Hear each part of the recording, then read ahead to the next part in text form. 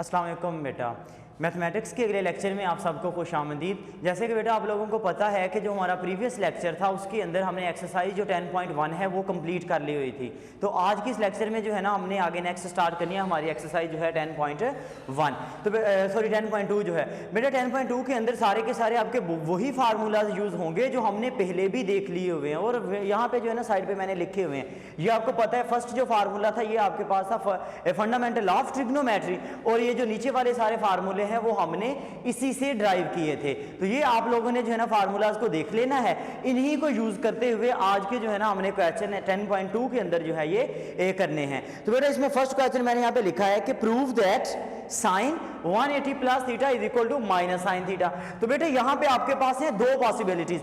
First तो ये है जो आप पिछली एक्सरसाइज के अंदर करके आए हो कि आप अलाइड एंगल्स का जो रिजल्ट है वो यूज कर लें, ठीक है ना, अलाइड एंगल वाला, लेकिन वो भी कर सकते हो। और सेकंड आप यहाँ पे ये फार्मूलाज करेंगे तो मैं यहाँ पे इसको बाय फार्मूला ही करूंगा क्योंकि जो मेरे अगले हमारे क्वेश्चंस आने वाले हैं ना उसके अंदर आप देखोगे कि जो अलाइड एंगल्स वाला रिजल्ट है वो तो यूज होगा नहीं, तो आप क्या करोगे भाई फार्मूलाज ही करोगे। तो इसको भी हम भाई फार्मूला अगर देखें, अब इसकी लेफ्ट हैंड साइड ले लें बेटा,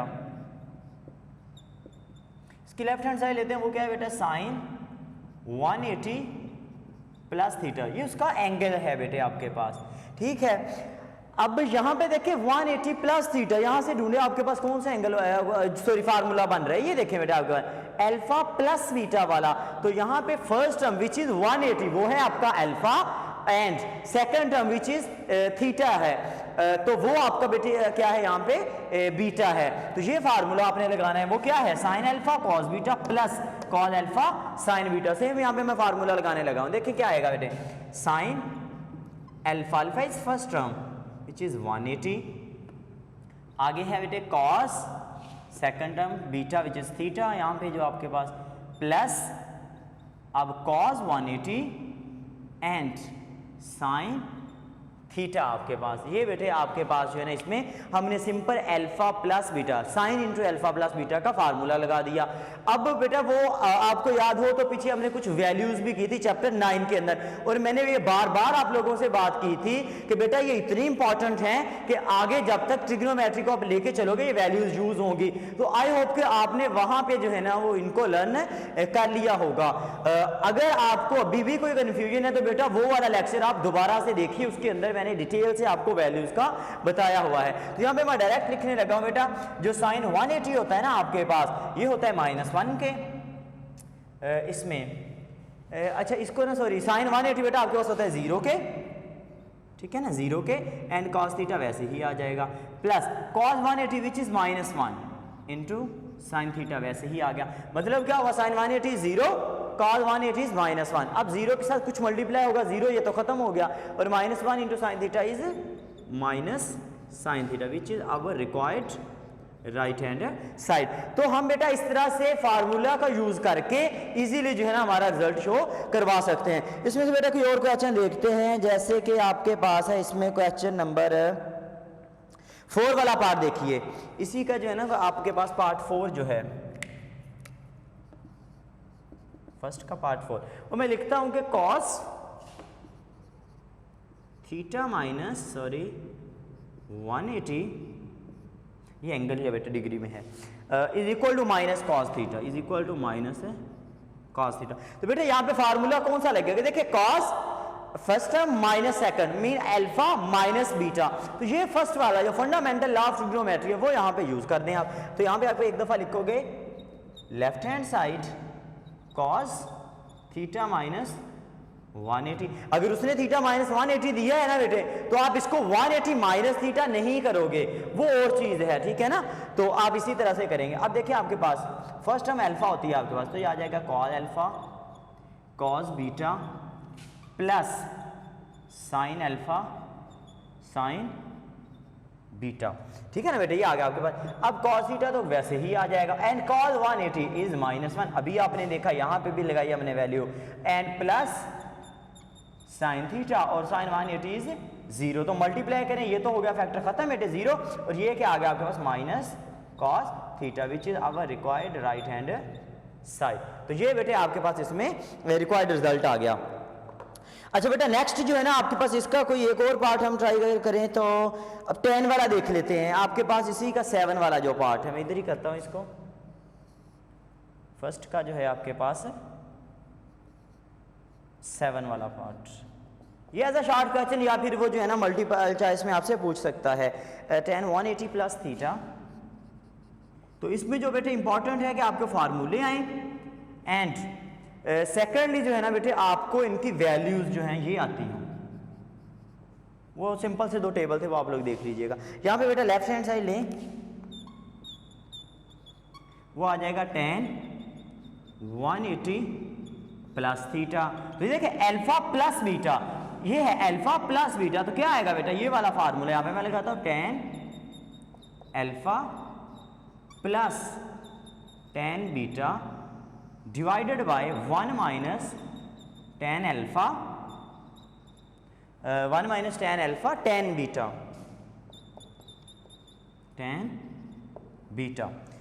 सॉरी यहाँ पे बीटा तो है नहीं, बीटा आपके पास थीटा के इक्वल है, तो यहाँ पे थीटा लिखना चाहिए, ये आ गया आपके पास। अच्छा बेटा यहाँ पे देखिए tan 180 की वैल्यू क्या होती है। tan 180 अगर आप बेटा वहां से देखें ना वो क्वाड्रेंटल एंगल वाली वैल्यूज थे, तो ये होता है 0, तो 0 plus tan theta divided by 1 minus देखिए tan 180 0 इंटू tan थीटा। अब ये आपके पास 0 है, यहाँ पे भी 0 इंटू tan थीटा, ये भी खत्म हो गया, तो बच क्या गया tan थीटा ओवर 1, और ये tan थीटा ओवर 1 किसके इक्वल होगा बेटे, वो होगा tan थीटा के, और यही आपके पास इसमें रिक्वायर्ड राइट हैंड साइड थी। तो बेटा सिंपल सा मैं बता रहा हूं कि इसमें करना क्या है, ये 6 फार्मूलाज हैं, इनको लर्न कीजिए और जो वैल्यूज हैं ट्रिग्नोमेट्रिक फंक्शंस की उनको आप लर्न कीजिए और ये आपके इजीली क्वेश्चन जो है ना हो जाएंगे। ये पहले पार्ट, बाकी जो रिमेनिंग है वो आप लोगों ने खुद करने। इसका दूसरा क्वेश्चन देखिए, कहता है find the values of the following. ठीक है बेटा 1 मिनट, इसको जो है ना हम करते हैं अभी।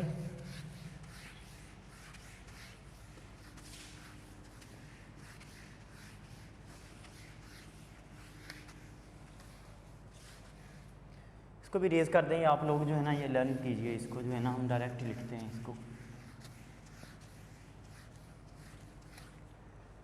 हाँ देखिए बेटा कहता है कि find the values of the following, को नीचे दिया बेटा sin 15 है, cos 15। अब देखिए sin 15 ही है, अगर एक एंगल है आपके पास, तो यहां पे अभी जो फार्मूले लिखे थे वहां पे होती थी 2 एंगल्स, अल्फा प्लस बीटा और अल्फा माइनस बीटा, तब तो आप फार्मूला लगा सकते हो। तो यहां पे बेटा उसने नीचे एक हिंट दिया कि जिधर भी आपके पास 15 आएगा ना, उसको आपने कर लेना है 45 माइनस 30। देखिए 45 में से 30 निकाले 15 आ गया, एंड 45 और 30 दोनों ऐसी वैल्यूज है जिसकी आंसर आपको डायरेक्ट ही से पता है। और 105 दिया बेटा, तो 105 को कहता है आप लिख लो 60 प्लस 45, तो 2 पार्ट्स भी बन जाएंगे उसके, एंड आपके पास फार्मूला भी लग जाएगा। तो इसका एक पार्ट देखते हैं हम। देखिए आपके पास जो है ना इसका सेकंड वाला पार्ट मैं करता हूं यहां पे, cos 15, इसकी वैल्यू जो है ना बेटे आपने क्या करनी है, फाइंड करनी है। तो हम इसको ऐसे लिख सकते हैं, सॉल्यूशन करें स्टार्ट।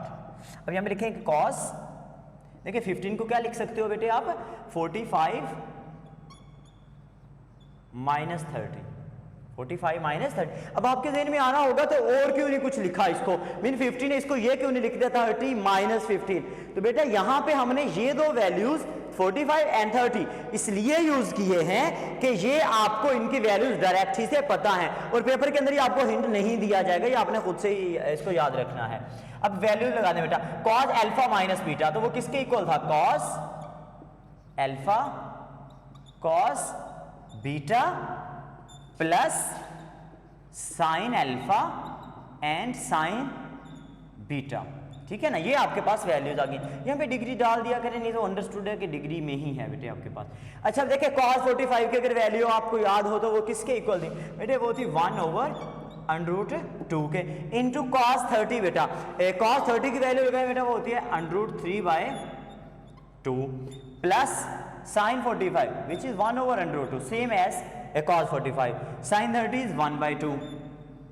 इसको सॉल्व करते हैं तो बेटे क्या आ जाएगा, मैं इसको ऐसे लिख सकता हूँ √3, क्योंकि जब √3 1 से मल्टीप्लाई होगा √3 ही आ जाएगा, और 2 इंटू √2 ये इसी तरह से आप लिख दो, यानी कि 2 टाइम्स √2 आ गया, प्लस इधर भी 1.1 इज 1/2√2, यानी कि इसको कहना चाहिए 2 टाइम्स √2। ठीक है ना, अब इसका एलसीएम ले लो आप, वो यही नीचे वाली टर्म आ जाएगी 2 टाइम्स √2, तो ये आपके पास क्या आ गया √3 plus 1 which is our required answer. इसके आगे इसको सॉल्व करने की ज़रूरत नहीं है। तो ये आपके पास बेटे इसमें सिंपल सा आंसर आ गया। और एक उसका पार्ट आप देख लें, लास्ट वाला देख लेते हैं, विच इज़ tan 105। इसी का बेटे 6 वाला पार्ट मैं कर रहा हूँ, tan 105। अब देखिए जब बेटा tan 105 आ गया आपके पास, तो इसको हम कैसे लिखेंगे? हम इसको लिखेंगे बेटा tan 105 है ना, तो इसको लिखें 60 + 45, ऐड करके देखिए दोनों 105 ही बनेंगे। लिखे फिर इसीलिए कि 60 की वैल्यूज भी आपको पता है एंड 45 की भी पता है।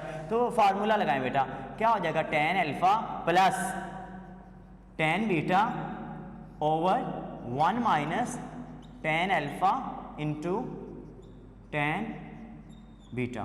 वैल्यूज लगाएं बेटा। tan 60 जो है बेटा आपके पास वो होता है √3 प्लस tan 45 होता है बेटे 1 माइनस √3.1, या फिर ये क्या आ जाएगा बेटे आपको, इसको मैं लिख सकता हूँ ऐसे 1 प्लस √3 ओवर, क्योंकि ये देखिए मैंने 1 को पहले लिख दिया। क्यों लिख दिया? आपको याद हो तो ये होती है commutative property, a plus B equal होता है b प्लस a के। तो 1 माइनस √3, और ये आपका क्या आ गया बेटे इसमें आंसर है। इसके आगे सॉल्व करने की इसको जरूरत नहीं है। तो ये आपके पास सिंपल से इसमें रिजल्ट है, यानी कि फार्मूला लगाना और आपके आंसर आ जाएंगे। बेटा क्वेश्चन नंबर 3 देखें इसका, उसका एक पार्ट देखते हैं हम यहाँ पे।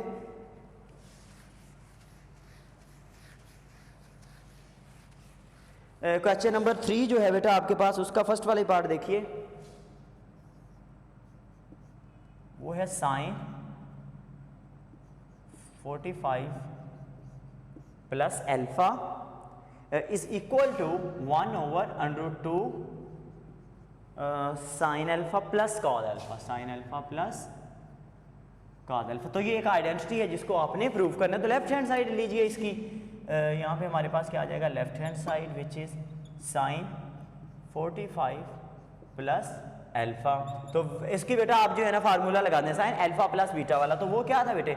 sin alpha cos beta minus cos alpha sin beta, sorry cos alpha, alpha is 45, sin beta, beta second term which is alpha, and sin 45 की बेटा वैल्यू क्या होती है? 1/√2। सॉरी बेटा ये साइन प्लस वाला है तो यहाँ पे भी प्लस आएगा। कॉस अल्फा वैसे ही लिख दें, प्लस यहाँ पे 1.sin अल्फा, ये 1 मैं क्यों लिख रहा हूँ? 1/√2।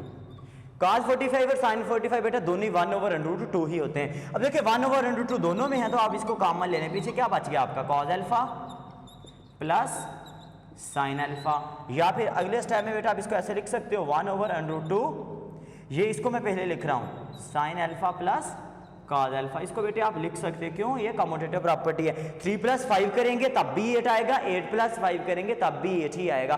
तो ये एडिशन की कम्यूटेटिव प्रॉपर्टी, तो इसके मुताबिक हम इसको ऐसे लिख सकते हैं। तो बेटा ये आज के इस लेक्चर में जो है ना क्वेश्चन नंबर 3 तक ही आप लोग देखिएगा। आप जो है ना इससे पहले जो है ना एक दफ़ा अपनी वो सारी वैल्यूज़, अपने फार्मूलाज उनको रिपीट कीजिए। अगर आपको वैल्यूज़ या फार्मूलाज एक ही वक्त में याद करना बहुत मुश्किल है ना, तो बेटा जैसे जैसे आप प्रैक्टिस करते जाओगे ना, तो ये खुद ही जब यूज़ होंगे ना फार्मूलाज, तो आपको वहाँ से जो है ना लर्न होंगे। कोई इनको स्पेशल रट्टा लगाने की ज़रूरत नहीं है। जब आप क्वेश्चन को करने बैठोगे तो आपको खुद ही समझ आ जाएगी कि हाँ मैं इसको इस तरह से कर सकता हूँ। तो इंशाल्लाह नेक्स्ट लेक्चर में हम इसी एक्सरसाइज को आगे लेके चलेंगे। तब तक के लिए अपना जो है ख्याल रखिए। अल्लाह हाफिज़।